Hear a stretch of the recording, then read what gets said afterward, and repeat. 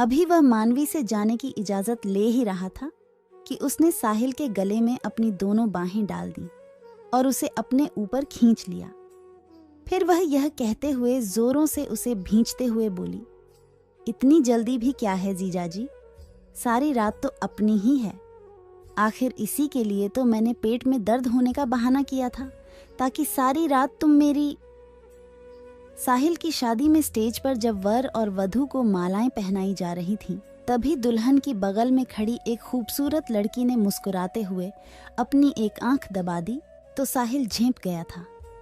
शर्मीला होने के चलते साहिल दोबारा उस लड़की को देखने की हिम्मत नहीं जुटा पाया। परंतु शादी के बाद जब विदाई का समय आया, तब वही लड़की चहलबाजी करते हुए बोली, मुझे अच्छी तरह से पहचान लीजिए जीजाजी, मैं हूं आपकी साली मानवी। दीदी को ले जाने के बाद मुझे भूल मत जाइएगा। नहीं भूलूंगा मानवी, भला साली को भी कोई भूल सकता है? साहिल ने धीरे से मुस्कुराते हुए कहा। क्यों नहीं, जब घरवाली साथ में हो तो साली को कौन याद करता है? मानवी ने हंसते हुए कहा। मैं हूं ना तुम्हें याद करने वाला, अब फिक्र क्यों करती हो? कहते हुए साहिल अपनी बीवी सुरभि के साथ घर से बाहर निकल आया। कुछ दिनों के बाद मानवी अपने पिता के साथ सुरभि से मिलने उसके घर आई और 1 हफ्ते के लिए वहीं रह गई, जबकि उसके पिता बेटी से मिलने के बाद उसी रात अपने घर वापस आ गए। मानवी साहिल के बर्ताव से काफी खुश थी। वह उससे घुल मिल कर बातें करना चाहती थी, पर संकोची होने के चलते साहिल खुलकर उससे बातें नहीं कर पाता था। वह केवल मुस्कुराकर ही रह जाता था। तब मानवी झुंझलाकर रह जाती थी। एक दिन सुरभि के कहने पर साहिल मानवी को घुमाने ले गया। जब वह मानवी को ऐतिहासिक जगहों की सैर करा रहा था, तब वह साहिल के संग ऐसे चिपक कर चल रही थी मानो उसकी बीवी हो। मानवी के बदन के छू जाने से साहिल अंदर ही अंदर सुलग उठता। उसकी नज़र मानवी के जिस्म पर पड़ी। साहिल को अपनी तरफ घूरता देख मानवी ने शरारत भरे अंदाज में पूछ ही लिया, क्या देख रहे हो जीजाजी? यह सुनकर थोड़ा झिझकते हुए अमर बोला, तुम्हारे करंट मारने वाले जिस्म को देख रहा हूं मानवी, तुम बहुत खूबसूरत हो। सच? तो फिर हासिल क्यों नहीं कर लेते? मानवी मुस्कुराते हुए बोली। क्या ये तुम कह रही हो? साहिल ने हैरानी से पूछा। हाँ, इसमें हर्ज ही क्या है? आखिर साली भी तो आधी घरवाली होती है, उसे भी तो शादी से पहले तजुर्बा होना चाहिए। मानवी बोली। लेकिन यह तो गलत बात होगी मानवी, तुम्हारी दीदी के साथ धोखा होगा। नहीं नहीं, मुझे कुछ करने के लिए उकसाओ मत। साहिल बोला। आप भी बहुत भोले हैं जीजाजी, मैं आपको दीदी के सामने कुछ करने के लिए थोड़े ही उकसा रही हूँ, बल्कि अकेले में। कहते हुए मानवी ने अपनी बात अधूरी छोड़ दी। उसकी बातें सुनकर साहिल कुछ पलों के लिए सिहर उठा। फिर खुद पर काबू पाते हुए वह बोला, तुम तो बड़ी नटखट हो साली साहिबा, किसी का ईमान डिगाना तो कोई तुमसे सीखे, लेकिन मैं तुम्हारी दीदी के साथ धोखा नहीं कर सकता। साहिल की बातें सुनकर मानवी फिर झुंझला उठी, पर उसने अपनी झुंझलाहट का एहसास नहीं होने दिया, बल्कि मन ही मन कहने लगी, देखती हूँ कि कब तक तुम मेरे हुस्न के जलवे से बचते हो। मैंने भी तुमको अपनी बाहों में नहीं लिया तो मेरा नाम भी मानवी नहीं। घूम फिर कर घर आने के बाद सुरभि ने मानवी से पूछा, घूम आई मानवी, कैसा लगा जीजाजी का साथ? यह भी कोई पूछने वाली बात है दीदी, प्यारे प्यारे जीजाजी का साथ हो फिर तो। वाह, बड़ा मजा आया। क्यों जीजाजी? खुशी से चहकते हुए मानवी ने ही सवाल कर दिया। यह तो मुझसे बेहतर तुम ही बता सकती हो साली साहिबा। बड़ी मुश्किल से साहिल बोला। मुझे तो सचमुच में बड़ा मजा आया जीजाजी। कहते हुए मानवी ने धीरे से एक आंख दबा दी, जिसे सुरभि नहीं देख पाई, पर साहिल का दिल धड़क गया। रात के समय साहिल और सुरभि अपने कमरे में सो रहे थे, तभी उन्हें दूसरे कमरे से मानवी की जोरदार चीख सुनाई दी। वे दोनों दौड़े दौड़े उसके कमरे में पहुंचे। मानवी अपना पेट पकड़कर जोरों से कराह रही थी।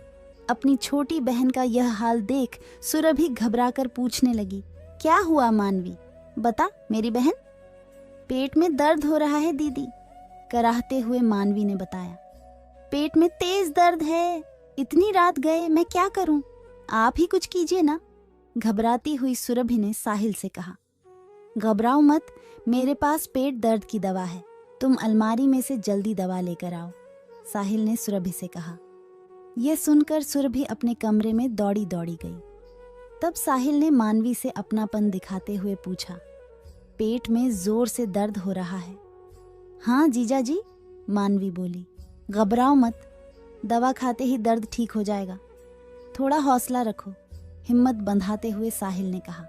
थोड़ी ही देर में सुरभि दवा ले आई और अपने हाथों से मानवी को खिला दी। फिर भी वह कराह रही थी। चूंकि रात काफी हो गई थी, इसलिए साहिल ने सुरभि से कहा कि तुम जाकर सो जाओ, मैं मानवी की देखभाल करूंगा।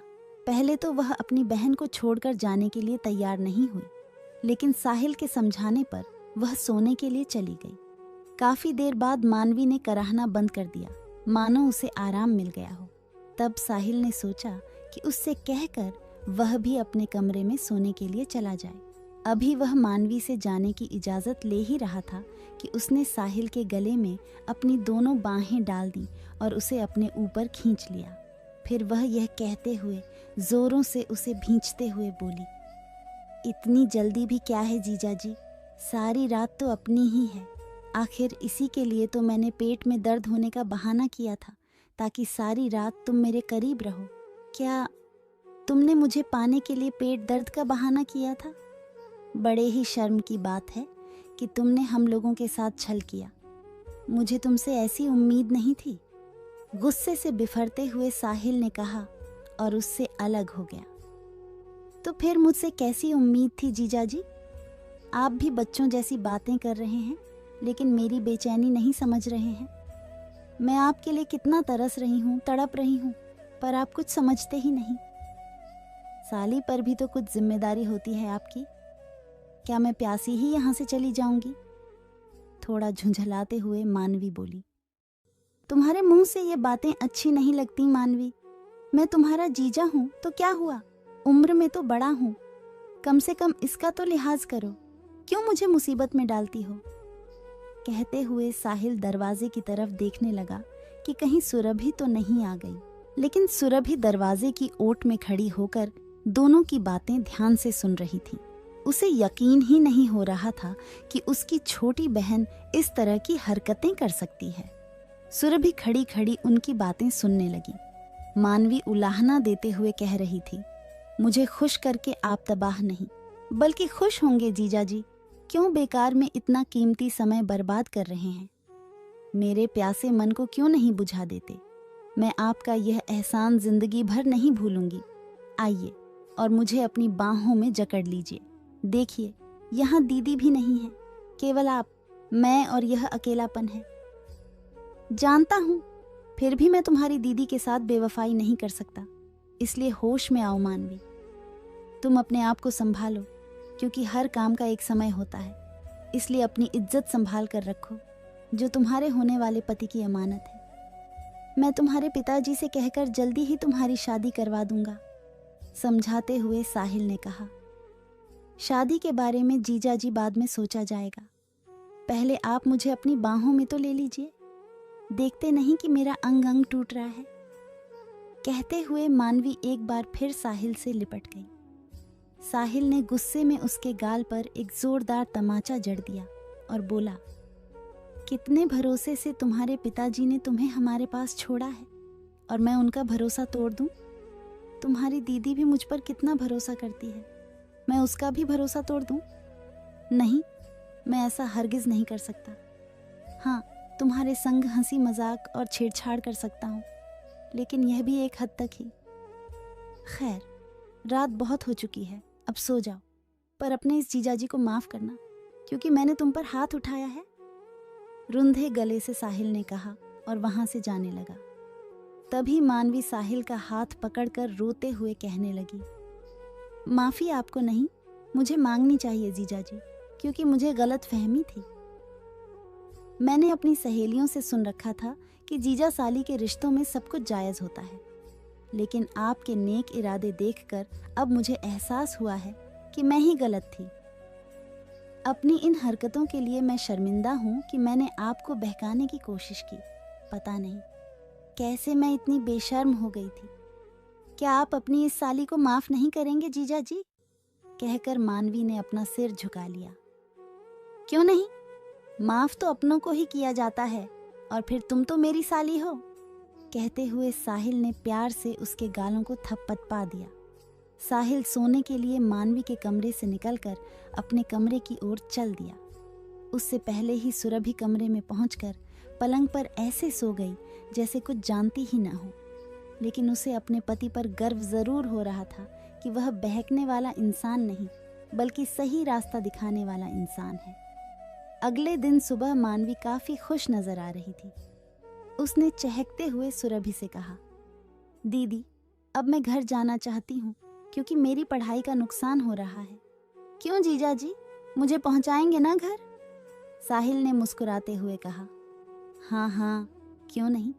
जीजा अपनी साली की हर बात का ख्याल नहीं रखेगा तो और कौन रखेगा। मैं तुम्हें घर छोड़ कर आऊँगा।